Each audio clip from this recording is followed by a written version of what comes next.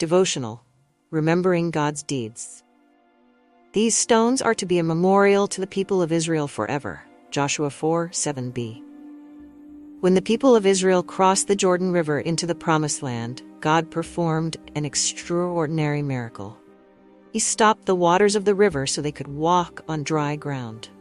After this great act, God instructed Joshua to select 12 men, one from each tribe, to take 12 stones from the middle of the river. These stones would serve as a memorial, a visible reminder of God's faithfulness and His mighty works for His people. 1. Remember God's deeds. God commanded the stones to be placed as a marker so that future generations would ask, "What do these stones mean?" Joshua 4:6. In this way, the people could share the story of what God had done. Often, in the busyness of life, we forget the blessings and miracles God has already performed. This chapter teaches us to create memorials in our lives, whether physical or spiritual, to help us remember God's care. Question: do you have memories of moments when God was faithful?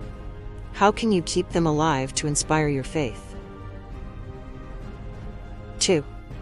God is faithful across generations. The stones were not only for the Israelites who crossed the Jordan, but also for their children and future generations. This memorial would testify that the same God who parted the Red Sea also parted the Jordan River.